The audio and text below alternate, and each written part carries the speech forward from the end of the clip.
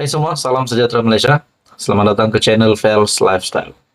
Tuan-tuan dan puan yang amat dihormati, seperti yang kita tahu, sudah berapa ahli parlimen dari Persatu dari Perikatan Nasional yang menyatakan sokongan terhadap kerajaan perpaduan pimpinan Datuk Seri Anwar Ibrahim.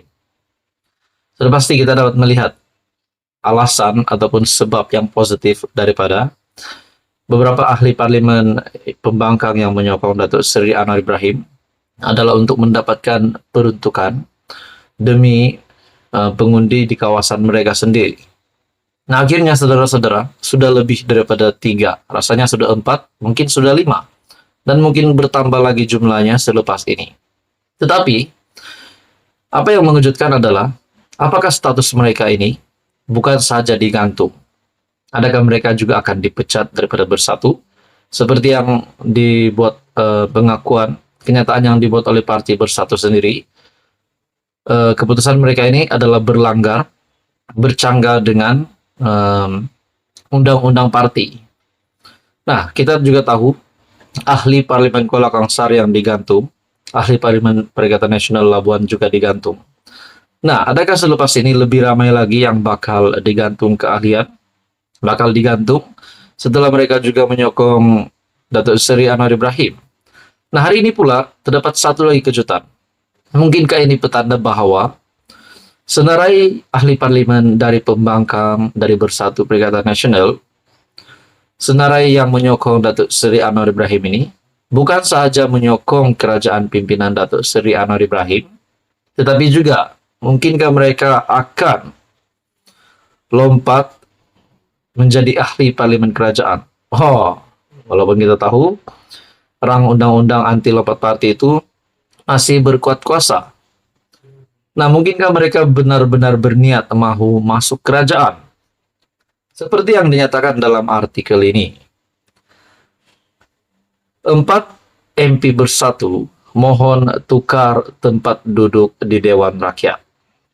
4 ahli parlimen Bersatu yang menyuarakan sokongan kepada Perdana Menteri Anwar Ibrahim memohon agar tempat duduk mereka di Dewan Rakyat ditukar. Mereka adalah Zahari Kecik dari Jeli, Iskandar Zulkarnain Kuala Kangsar, Suhaili Abdul Rahman Labuan, dan Muhammad Azizi Abu Naim Guamusang. Adakah mereka mahu memohon agar tempat duduk mereka di Dewan Rakyat ditukar kepada blok kerajaan? Adakah dengan ini mereka juga berniat mahu meninggalkan parti? Walaupun di dalam media telah menyuarakan bahwa mereka tetap setia bersama dengan parti. Kita tak tahu dalam politik boleh berlaku apa sahaja. Yang di Pertua Dewan Rakyat Johari Abdul berkata, dia telah menerima surat daripada mereka berkenaan perkara itu. Bercakap dalam sidang media di Parlimen, Johari berkata, dia akan melihat aturan dalam Dewan Rakyat sebelum membuat keputusan. Saya akan hubungi mereka ketika di Pavali akan ada pertemuan tak rasmi. Tengok macam mana, saya baru terima surat, katanya. Seperti ahli parlimen Muar, Syed Saddiq, Syed Abdul Rahman. Dia tak mahu duduk di sebelah kerajaan dan minta tempat duduk yang lebih selesa. Macam keluarga, dulu mereka tidur di bilik tidur. Sekarang mereka nak pindah ke ruang tamu seluruh Johari.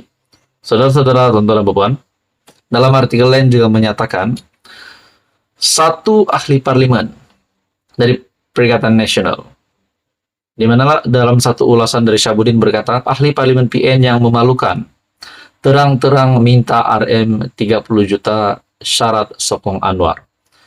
Adakah dengan ini, bukan kerajaan, seperti yang kita dengar cerita sebelum ini, kononnya ada pihak daripada kerajaan, bahkan melibatkan pegawai SPRM, mengugut ahli parlimen pembangkang untuk menyokong kerajaan. Tapi di sini lain pula ceritanya.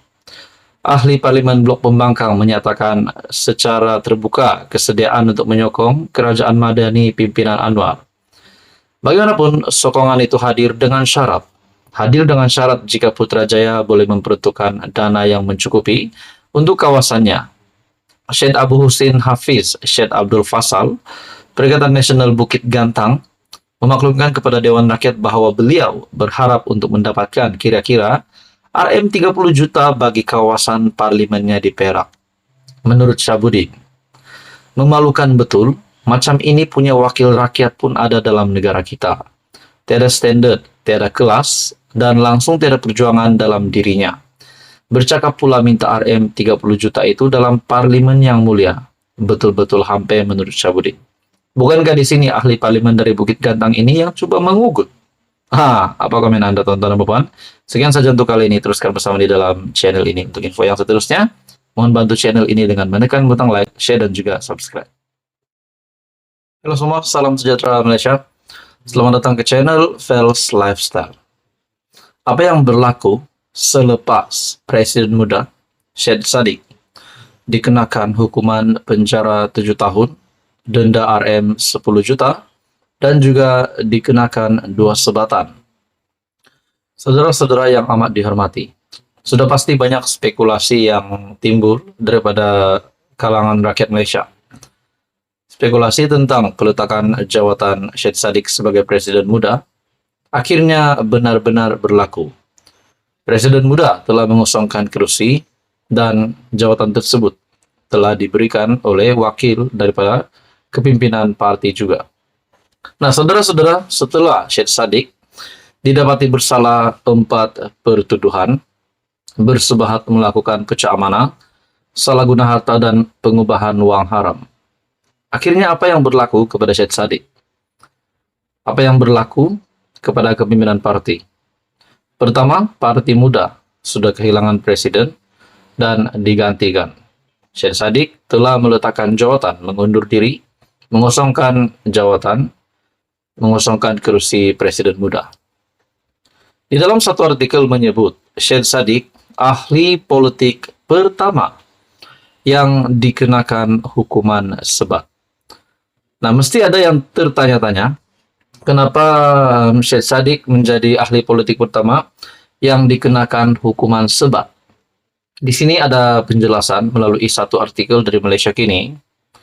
Ahli Parlimen Muar, Syed Saddiq Syed Abdul Rahman, merupakan ahli politik pertama di negara ini yang dikenakan hukuman sebat selepas didapati bersalah atas 4 pertuduhan berkaitan dana Angkatan Bersatu Anak Muda Armada.